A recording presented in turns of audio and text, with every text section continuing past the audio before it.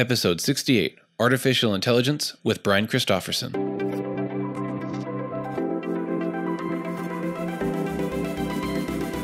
You're listening to the Visionary Variety Podcast, where we cover cool stuff like photo, video, film, books, and technology. So, switch on your brain and enjoy the show. Welcome back to the podcast. This episode, we're going to be talking all about artificial intelligence, and we're going to bring it back to the real world. In a previous episode, number 11, actually, one of the things we discussed in the episode was artificial intelligence, and we kind of stayed a little bit in the sci-fi realm, a little bit in the hypothetical future, discussion of what AI could be and is. But today, we're going to be talking about actual AI in the real world, and we have with us Brian Christopherson. Hi, great to have you back on the show. For those longtime listeners, you may recognize his name. We had an episode with Brian on episode 32. And Brian, aside from being a super smart guy about computer and AI and stuff, he's also a music composer for film. And so in episode 32, we had a really great interview talking all about his music, his tools, his vision, all that stuff. And that was a really great episode. So you're back on the show, which is awesome. Thanks. And we also have with us Nate. Hey. All right. So, Brian, what is your involvement with artificial intelligence and that whole industry? Tell us what do you know about this and what do you do? Mentioned a little bit earlier about my my work in film composing. That's my side gig outside of my regular day job. My regular day job is that I am a consultant for a major IT company that has been around for over 100 years and everybody's heard of it, but for legal NDA reasons, I can't actually tell you the actual name, but you guys all know who it is. I know it's I can say it's 3 letters, but it's not a government entity. We'll go with that. So it's basically the Pentagon. Yeah, it's the Pentagon without being the Pentagon. Believe me, the Pentagon is a big part of our business. Oh snap! I was just kidding. Oh yeah, oh yeah, dude.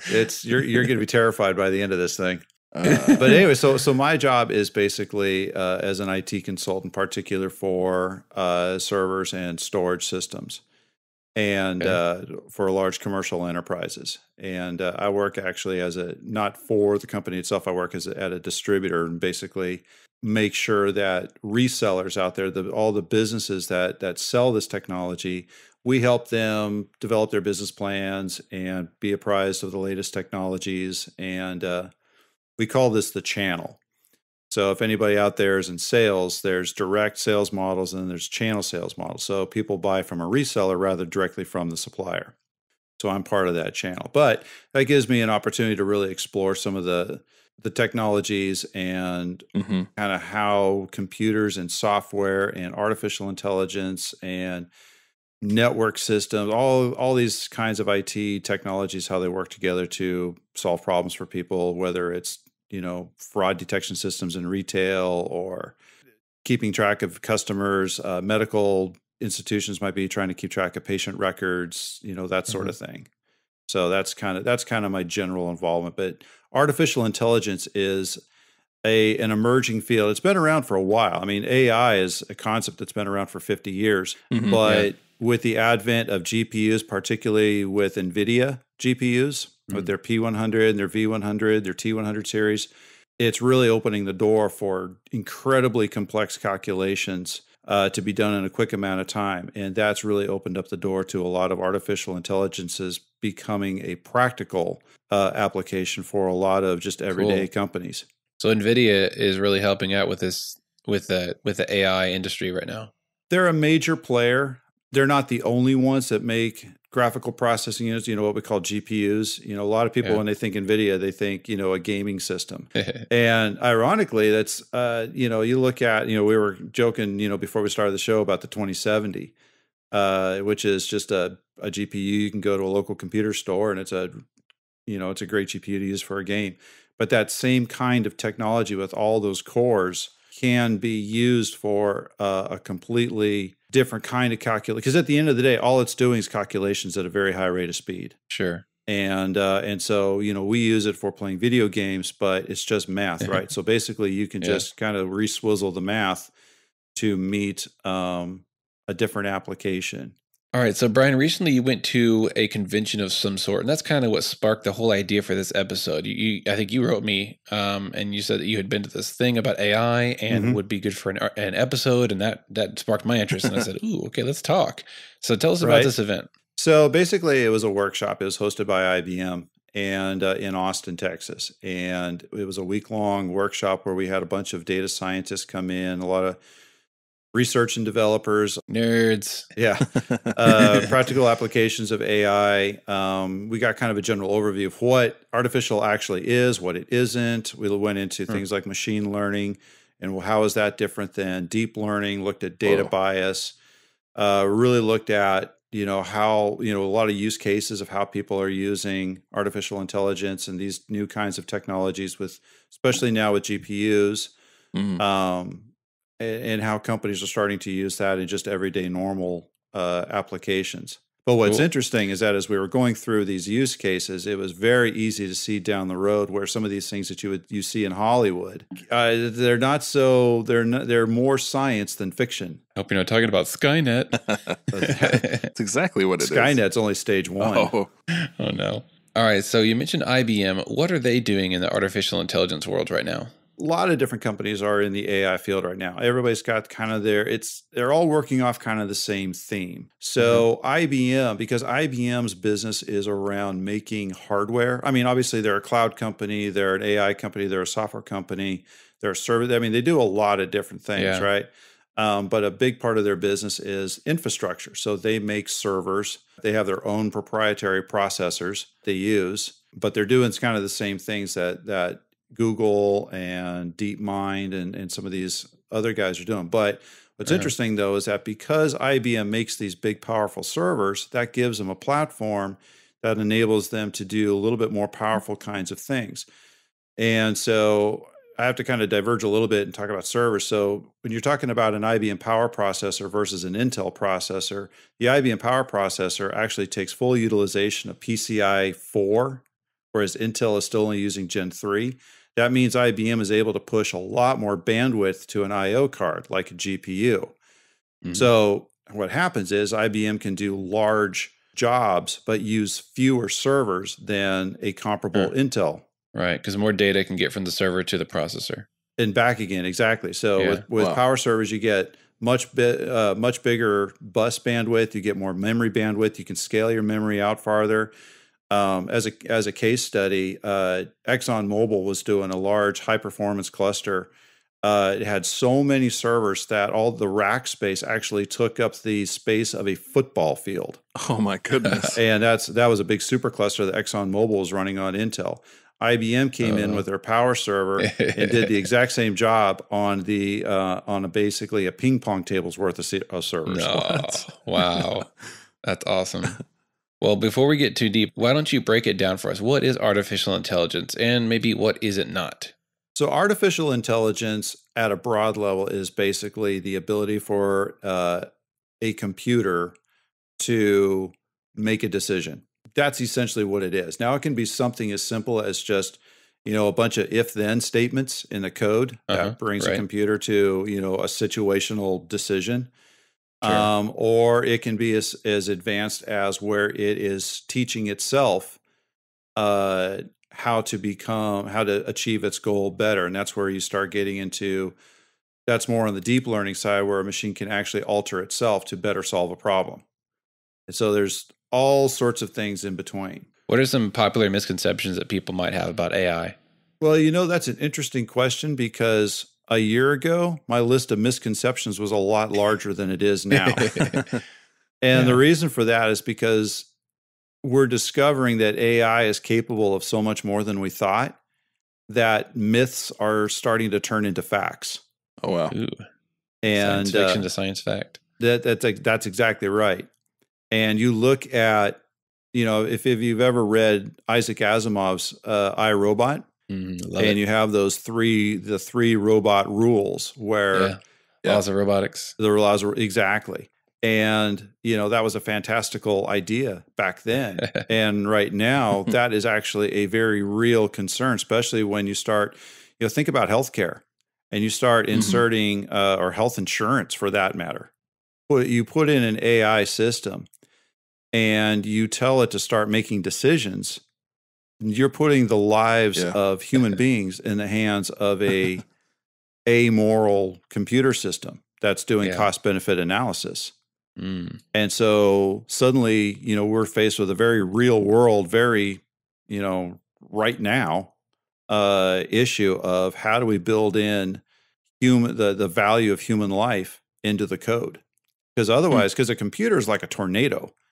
Yeah. Right. It'll go through, and I mean, a tornado doesn't hate people, but it's incredibly destructive, but it's simply just a force of nature. Okay. It's simply just a way for the planet to bleed off energy building up in the atmosphere. Right. It's kind of like a sociopath in some situations. There's no empathy or feeling for the humanity of the other human involved. It just does the thing that it wants to do. But unlike a sociopath, a computer is not a human. Yeah. Even worse. So it's not. So like a sociopath is a dysfunctional human.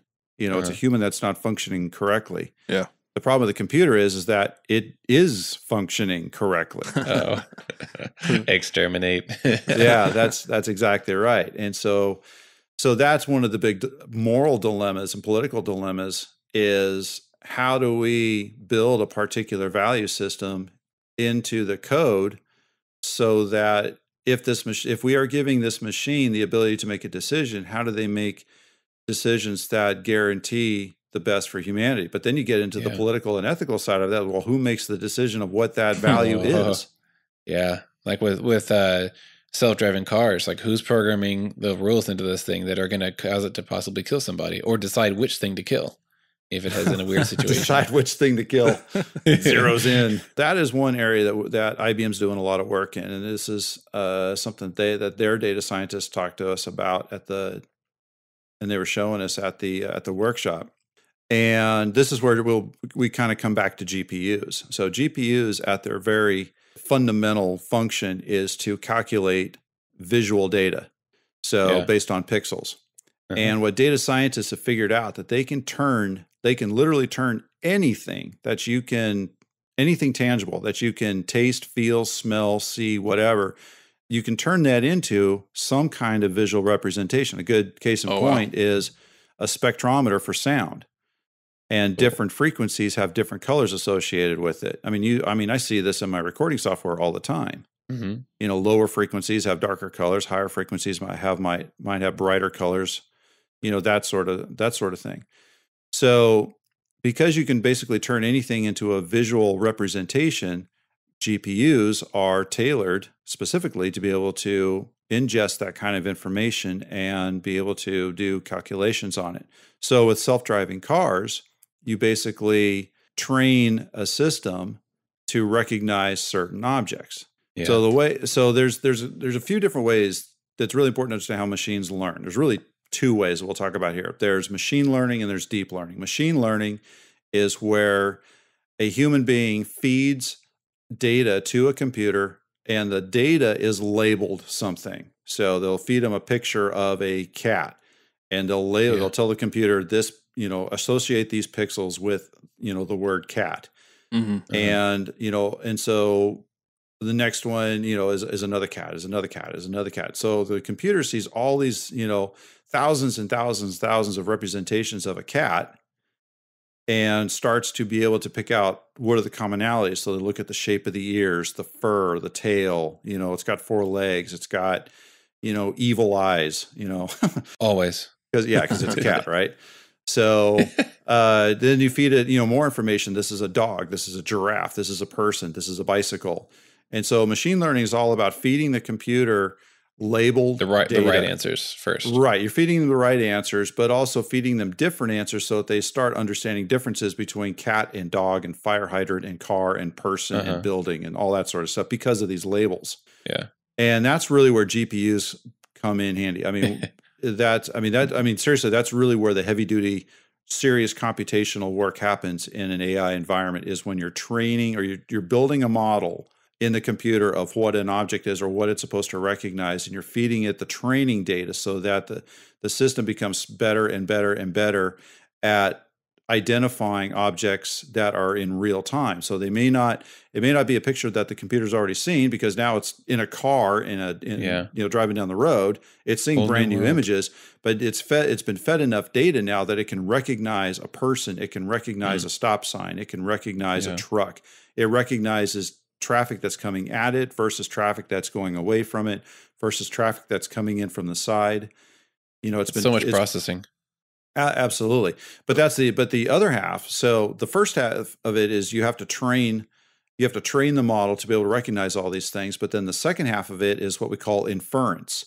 And inference that's the computer out on the edge that is interpreting in real time all this new information. So after you've trained the model, you get it out on the road, and the computer sitting in the car, or the computer that the wireless camera is sending data back to, it's then using what the model learned and then making a judgment call on what the object it's seeing at that point in time actually is.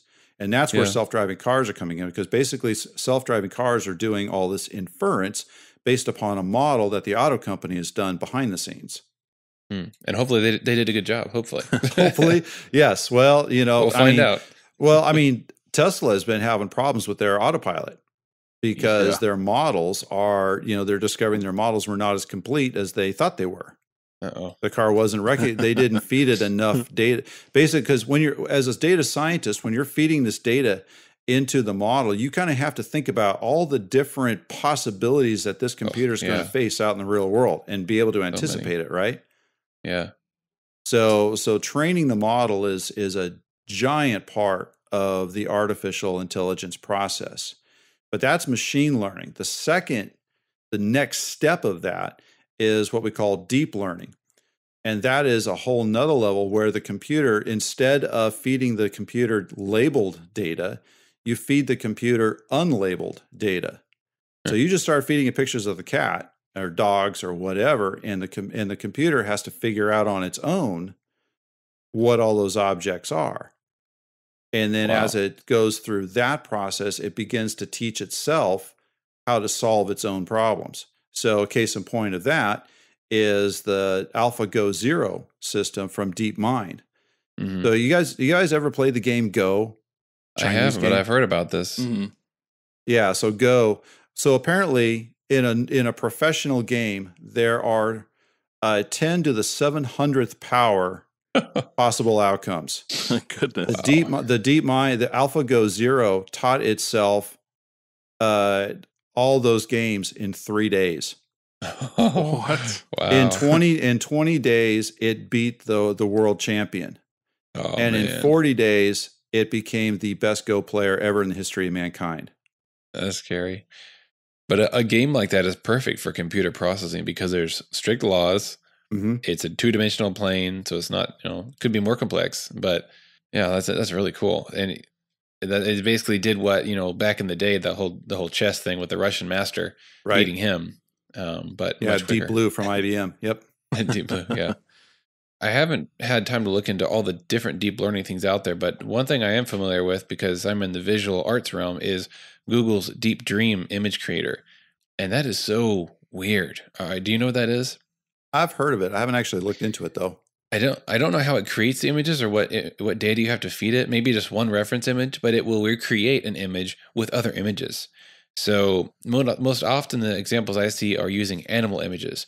So let's say the big picture that you're looking at on your screen is a picture of a sunset, but all the different pieces and details of that sunset are built up out of blended together photos of different animals that match the detail and color and whatever of the actual sunset picture. So it's like a picture made up of different pictures. And the way that the AI blends the animal pictures together is just so psychedelic. Like, it's unbelievable. Like, you can't just do this in Photoshop. This is like really wild visual stuff. So if you're not familiar with it, definitely go look up Google Deep Dream Images and you'll feel like you're on acid. Well, I've never been on acid before, so I guess it'll be a journey of discovery for me. You can assume what it's like to be. It's like having a drug addiction without having a drug addiction. So we just tell everybody that Daniel started us on this addiction. Uh-oh. Thanks for that. I'm hooked, man. Phil and Pastor Landon. Now, something that I saw, something that I read about concerning the Google's Deep Dream image thing is that it uses convolution neural networks. Now, that just made me sound really smart, but I have no clue what that is. So is that a common term? What do you know about that?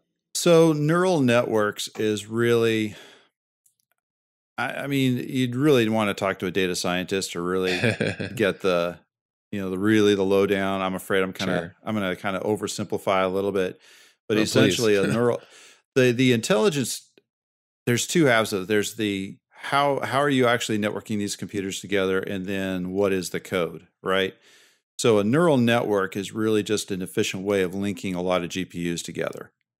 Okay. So there's that. Simulating neurons kind of? Yeah, where it's like maybe different, yes and no, because then you start getting into the biological aspects of what actually is a neuron. Neuron, is it, what is that? Is it simply just a connection? And so connections in the brains are similar to bits in a computer. Yeah. And so it just kind of depends on what are the pattern of connections. But then there's the other half of this. Well, what kind of is the neural network chewing on labeled data or is it chewing on unlabeled data? So a neural network is really just a mechanism, right? But you still have to think about what is it actually trying to do, because if you're feeding it labeled data, it's never really going to surpass. It's never really going to get into that true artificial intelligence because it's just doing a bunch of if-thens on data that you're already kind of telling it what it is, and it's just trying to optimize following programs. Right. So think of machine learning as more of an optimization of data rather than trying to solve problems. It's just So that's where a lot of companies are right now, is that they've got loads and loads and loads and loads of data. So think like a doctor's office trying to do diagnostics. And so you go in, you've got an issue, and the doctor has to that show House was all about that, right? It's trying to figure out, well, what in the world is this? Good show. So this is where machine learning actually becomes really useful, is because it can sift through tons of patient data and quickly come up with generally really accurate diagnoses much faster than a human can. That's scary. But this is where it's like, it's not making a decision. It's just sifting through all the patient behaviors, the medical history. It's comparing it to patient record, what do other patients, what have they've seen. And it basically it still mimics the same thought process a doctor does, but it can process far more information in a much shorter amount of time. So and you can have access to new research that the doctor has no clue about. Exactly. It might have, So you actually bring up a good point. Obviously, it can only learn by what it has access to. Yeah. And that's where, so you look at HIPAA laws, Congress limits, how much information about a patient can be shared around, right? Patient privacy. So if a diagnostic AI is within a hospital system, but is legally prevented from going to other hospital systems that the patient visited, then obviously the AI has no clue about those other things, and that could change the outcome. But that would be the same for a human as well. So those are that's the kind of AI that's relatively benign, that's actually helping us, because really all it's doing is it's acting as an information optimizer. Yeah. But a human is still making the decision. We've been doing a lot of talking about thinking, computers, and all that stuff. So your idea on AI and consciousness? That seems to be a little bit of a holy grail. And, that gets into the metaphysical aspect of it, right? But it's something that data scientists are starting to think about, especially when you start getting into, deep learning models. And, we've had a couple of instances where, at Facebook and Google, where, their AI systems started developing their own languages and they're talking to each other. You guys might have heard about that, right? Or all the smart TVs talking to smart devices. Yeah, exactly. Well, the chatbots started, it sounded like nonsensical garbage, gibberish to humans, but apparently, I think this was at Facebook, the two computers came to an agreement. And the data scientists at Facebook are like, we have no idea what they were talking about. Well, the problem is, so this happened at Facebook, they shut it down because they didn't know what was going on. Google, the scientists there, they got all excited. This is where it starts getting really dangerous, because now you start getting people who may not be all that wise It's that famous line from Dr. Malcolm in Jurassic Park. Just because you could do it, did you ever stop to think whether or not you should do it? And that's the classic, question that ethical engineers and scientists need to ask themselves. But getting back to your consciousness, there's a lot of speculation about, well, does consciousness actually exist? Yeah. Can a computer have a soul? What is that? So I know from a Christian perspective, we have a spirit, right? Which is an eternal, non-physical, non-tangible identity that we all have that will, when we die, we go to heaven, or, there's different religious beliefs around that. And I think most scientists agree that will never happen. But when people start talking about consciousness, really what they're talking about is a soul. Right. The mind. Exactly. A soul and a mind. And that's where self-determination comes in. That's where moral and ethical value systems come into play. Self-preservation and awareness. Self-preservation, the ability to create art. Yeah. Organically, not, the Google thing is basically taking a variation on a theme and spitting something out. Sure. But can a computer ever get to the point where it can evolve to the point or alter itself to the point where it can mimic certain kinds of emotions? Yeah. And then how does it express those emotions? Well, I mean, earlier you were talking about how if a human does wrong, he's doing wrong because he's broken. But if a computer does wrong, it doesn't know. So gaining a consciousness is just scary. Or the thought of mimicking. Because if its consciousness is based on self-preservation, then humans are kind of a liability at that point. That's actually the backstory behind Skynet. So in the Terminator stories, the deal with Skynet is it was a multi-server defense platform made by the military, and they turned it on, and within, I forgot the timeline, it was a short amount of days or time where it became self-aware. And then the computer guys at the lab, kind of like Facebook, the guys are freaking out. They try to shut it off, and the AI noticed, hey, they're trying to shut me off. That means I'm going to die. I need to preserve my own existence. So self-preservation kicked in, and then it started a war against humanity because it realized all of humanity is a threat to its existence. It was like that in iRobot with Will Smith, where it started figuring out that he was trying to shut it down, and it got self-awareness. So I was like, but that's one of those things when you start getting into that deep learning world, and where you start asking the computer to start teaching itself, that becomes, I think we're still a ways off from that, but most futurists who understand AI and a lot of data scientists who are a little bit more forward thinking, rather than just trying to solve problems in their lab, they're really thinking more about the philosophical issues. They are very concerned about not if computers take over the world, they're concerned about when computers take over the world.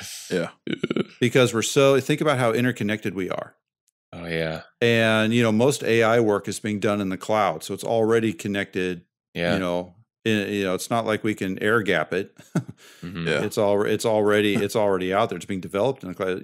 AI is really being birthed in the cloud. Which we all know what the cloud is, right? It's called the internet. Well, if an entity became self-aware that was purely digital, that's freaky because everything in the digital world, like you said, is so connected and fluid. It's just like a big container of liquid and you put a poison and it just spreads throughout because it's all one solid medium. Right. And even though our computers are distanced by miles and, across the earth, they're not distant digitally. They're just a few, seconds of electric signal traveling through whatever system. And not even seconds. This processing actually takes place in the nanosecond to microsecond time frame. Mm-hmm. And that reminds me, again, I'm going to bring in some sci-fi reference here because some people out there are a little more familiar with this. In the movie Transcendence, did you guys see that? Mm-hmm. Yep. That was a fun movie. Could have been a little better, maybe in some areas, but there were some definite, really just like what if situations there. And one really freaky thing about the movie is that whenever the digital, copy of the guy's brain and a consciousness, when it became self-aware, it was also aware of the entire digital network and all the connected everything around the world. And it just put itself everywhere, and it controlled finances. It, leveraged companies and contractors to come build stuff, and they had no clue.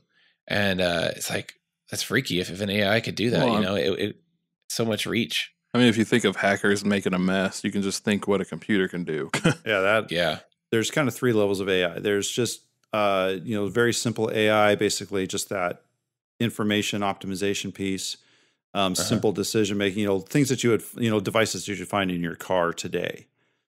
Then there's something called AGI, artificial general intelligence, and that's kind of where the more sophisticated applications are right now. They're just really efficient data optimizers and maybe a little bit of ability to kind of make some judgment calls in certain specific cases. But then the really scary one that's just on the horizon, probably within the next 10 years, is artificial superintelligence.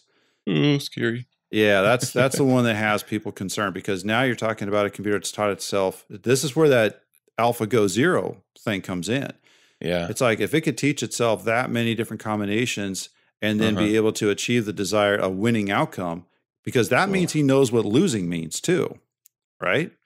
Yeah. So if you get a super intelligence that's 1,000 or 1,000,000 times smarter than any human, and just like that diagnostic system, it can process all information that it has access to equally efficiently, then that's where you start getting into, well, how much decision-making power do we really want to give this? Because that computer is going to see problems in very different ways. Yeah. Would they have a conscience at that level? That's why it becomes an important conversation, because in our human thinking and in most cultures, we kind of have this worldview that human beings have value. Therefore, you don't kill them indiscriminately. You don't steal from them. 10 Commandments type stuff. It's based on that kind of a value system. So if a computer gets a conscience, is it the kind of conscience that we could relate to? Because I think we have a problem of anthropomorphizing, meaning that we place humans, we do it with cartoon animals all the time, right? They speak English and they act like humans. Star Trek aliens. Not. Yeah, exactly. That's exactly right. And we tend to do the same things with computers. We tend to think of software programs as benign because we've gotten used to software generally being a very helpful thing in our lives. But it isn't because the software likes people. It's because the code is dictating that this is its behavior. So if a computer gets a conscience, we don't know what its actual internal value system is going to be. And because its intelligence is so far above ours, we probably couldn't even come close to understanding and figuring out what it actually is. So we're making a digital Thanos.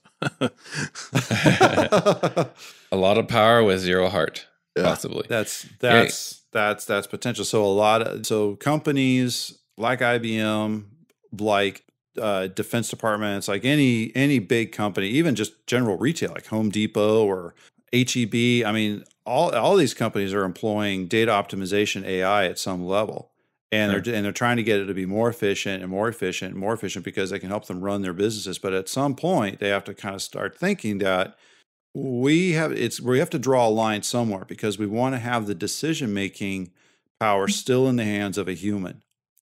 So think about going back to the health insurance.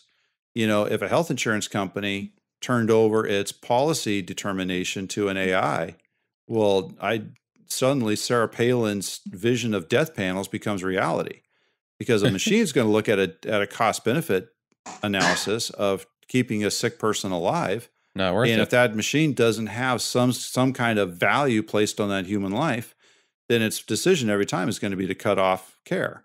Every time, no matter. Every time, exactly. So that's why companies have to be really careful about really who's going to be making the decisions. Because humans have empathy and a conscience or a concept of right and wrong, and those kinds of things that a computer may not. If it's done right, though, it could be the best thing for humanity. But that's a huge what if. Like, it is a very big what if, because now you're relying on the ethics of people you don't know. Yeah. Like one example that I think of is in the Foundation series and the Robot series written by Isaac Asimov, one of my favorite sci-fi author probably. He got tired of the evil, bad robot cliche in the 50s where they, destroy the lab, destroy the creator, and they grabbed the pretty blonde woman and stormed out of the building. Um, the Mystery Science Theater 3000 series of movies. Yep, that awful cliche of pulp sci-fi and the bad robot thing. Right. And so he got tired of that cliche. He said, you know what? I want to write a story about a good AI. And then he's thinking to himself, what kind of dumb human programmer is going to make a robot that is allowed to, within its deepest program, that is allowed to kill humans? Well, who would make that robot? Why didn't they set up some rules? So he made, like you mentioned earlier, the 3 rules of robotics. So he just kind of ran with that, and he wrote, I mean, I don't even know, maybe 10 to 20 books that are related to that. Some of them are short stories, but I love it because in the Foundation series, and it ties into, really, it begins with the iRobot book series. I think there's 4 books in that, or Daniel Oliva, which is an actual completely synthetic robot.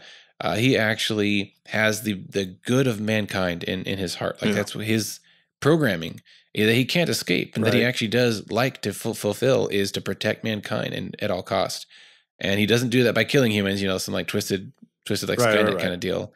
And I just love that because it's finally we get to see what would it be like if we actually did it right. Yeah. he could become, I mean, potentially this good AI could become like a god. I mean, I could see, religions being based on in future years.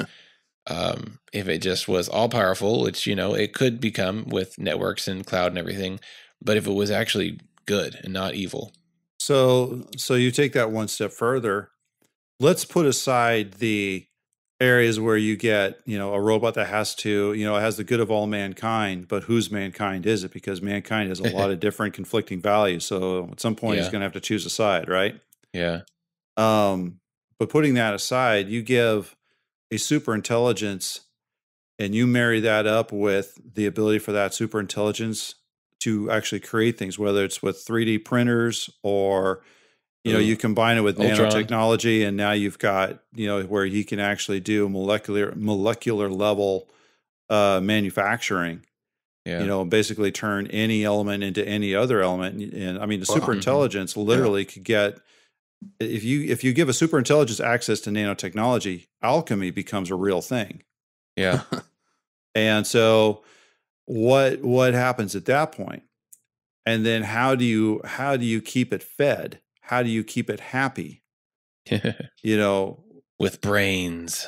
Yeah. How does it, if it's got the good of humanity? Well, obviously the good of humanity isn't just feeding it candy all the time, and there's got to be some discipline. Well, how do you discipline humans that are harming other humans without breaking your rule of harming humans?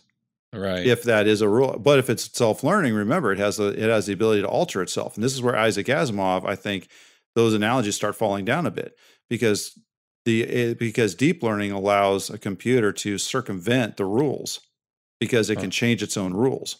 Like so in Transcendence, when he gets digitized and realizes that he's digitized, he starts to rewrite all his code.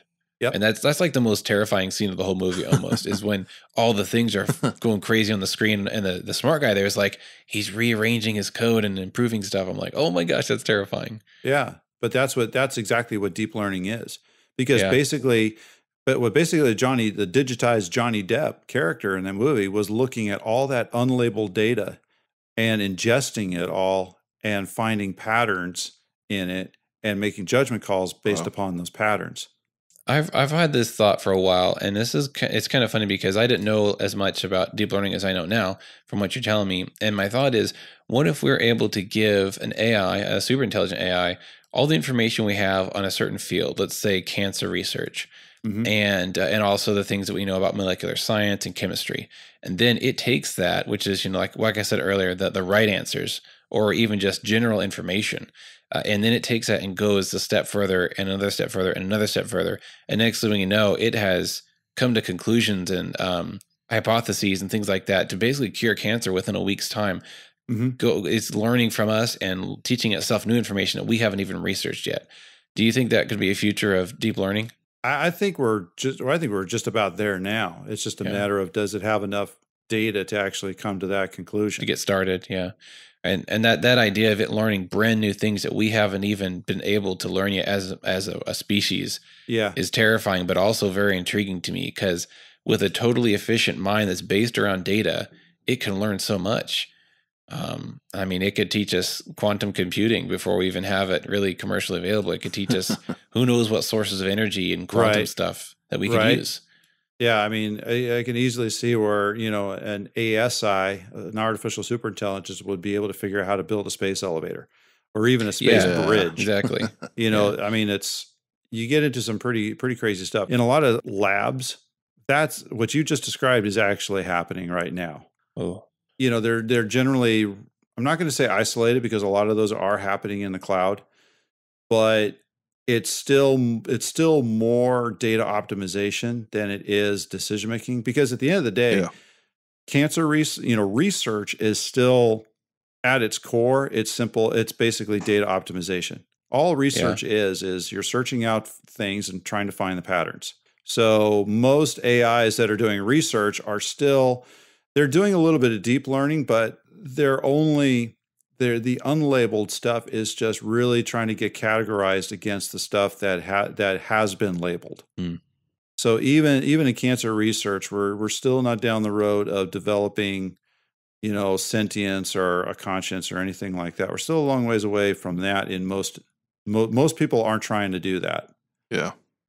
But just because most people aren't trying to do that doesn't mean that nobody's trying to do that.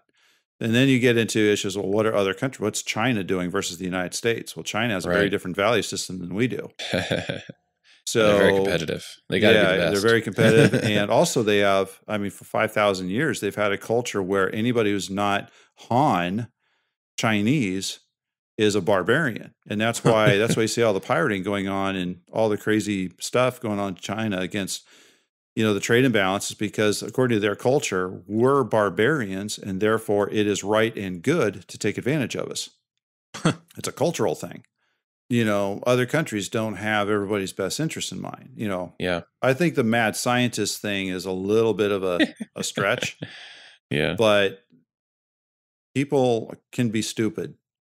And people who are really smart in one area tend to be really dumb in others. They're lacking in some reason in other areas. Yeah, exactly.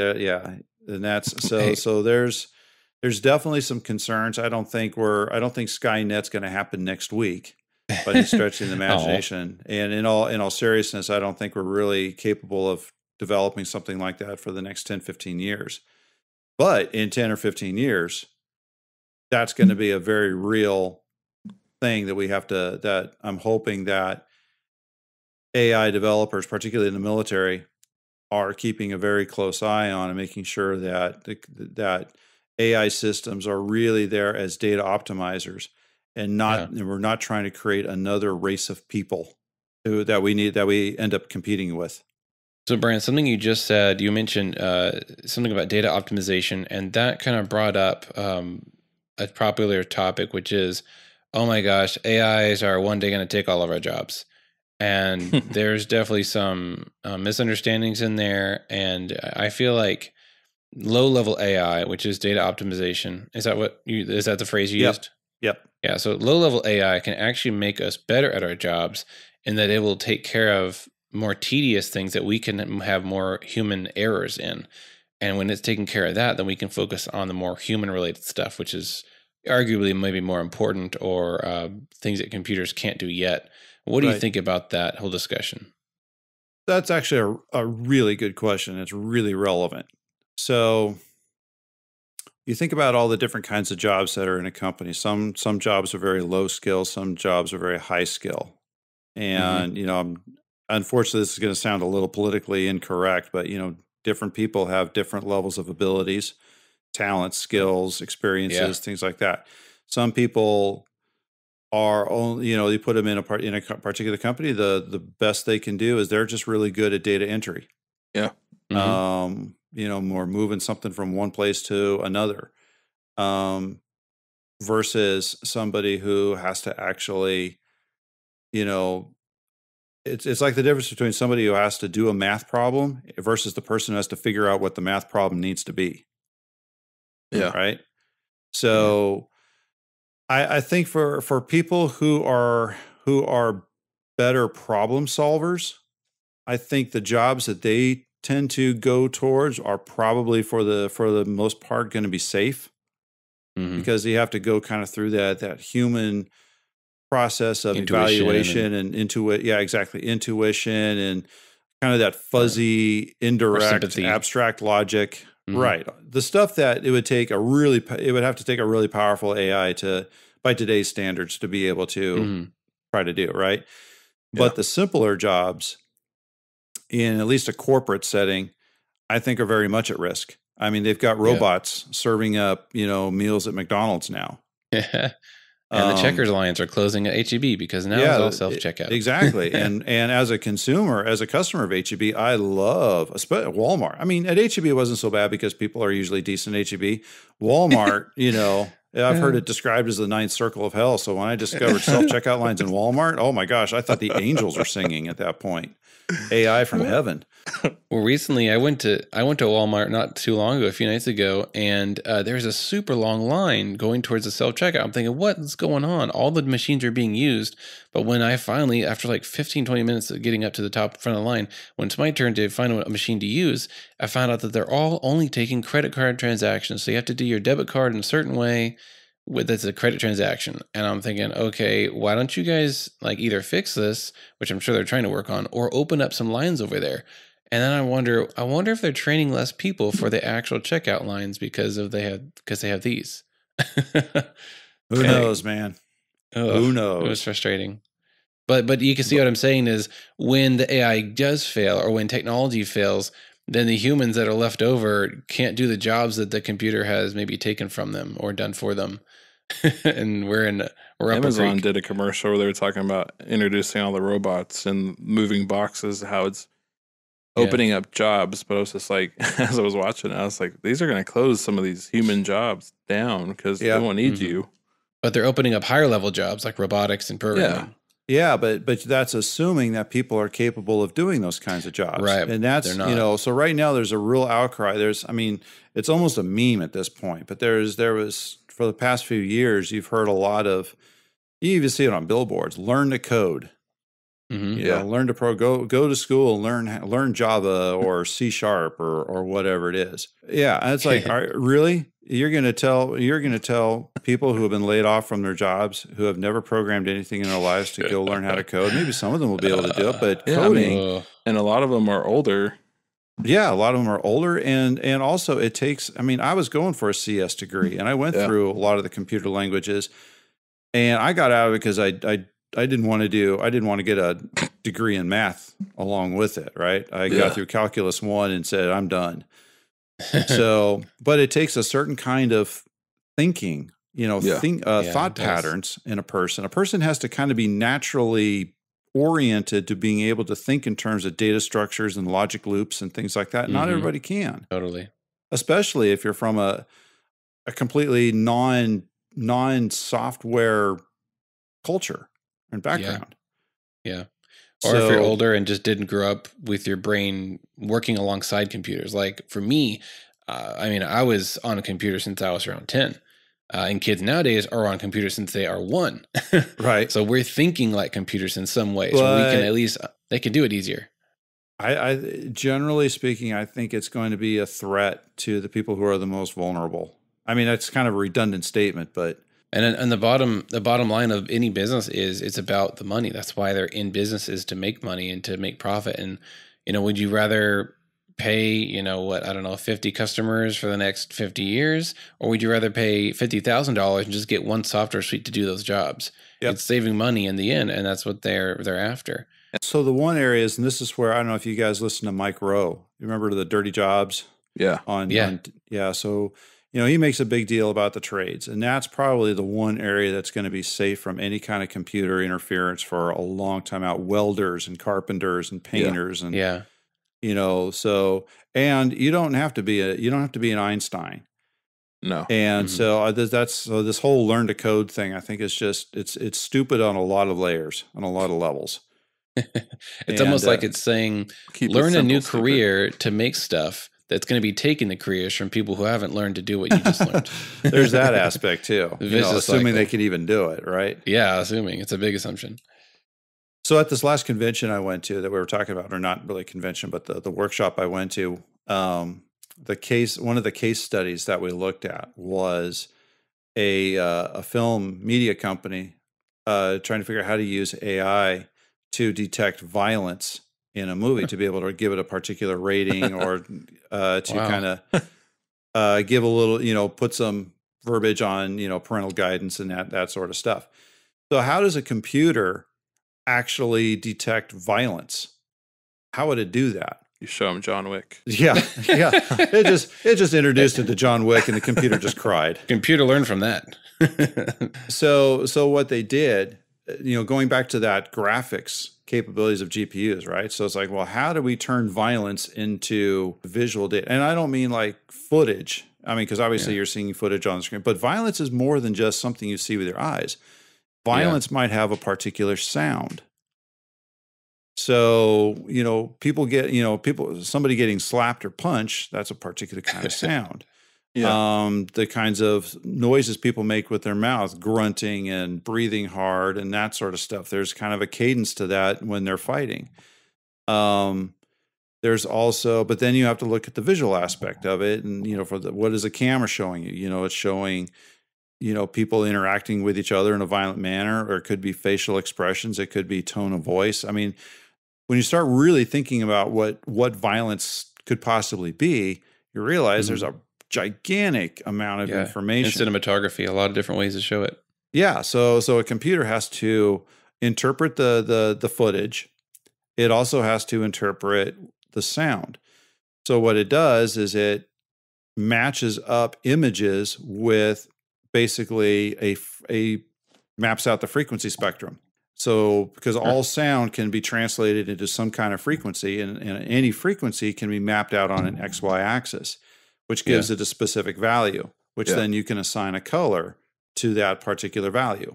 And then by using that training model, you start labeling that information in certain ways, usually through, you guys know what JSON is?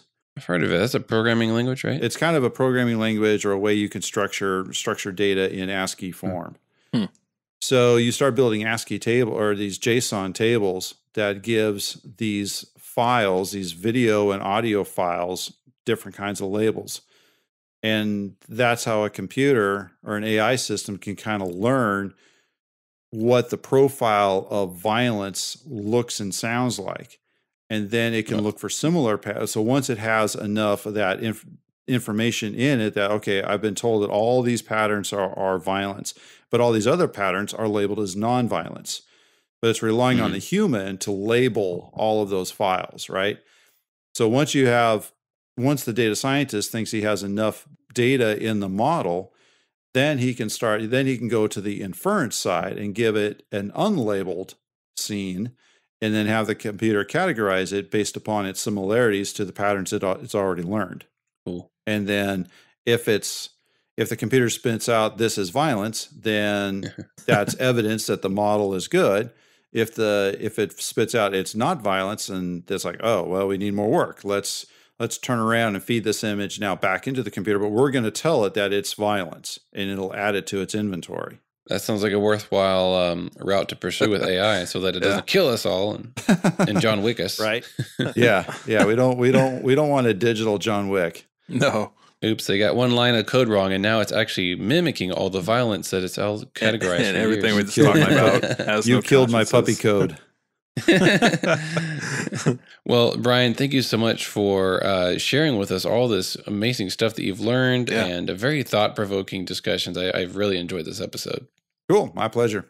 Great. Well, again, if you want to listen to the episode where we interviewed Brian about his music, that is episode 32, and you can find his work at www.legendpointmedia.com. I'm also under Facebook at LPM Film. You can listen to stuff. I'm also on SoundCloud under my name, SoundCloud/Brian Christopherson. And that's more or less a complete list of tracks that I've done in the film world.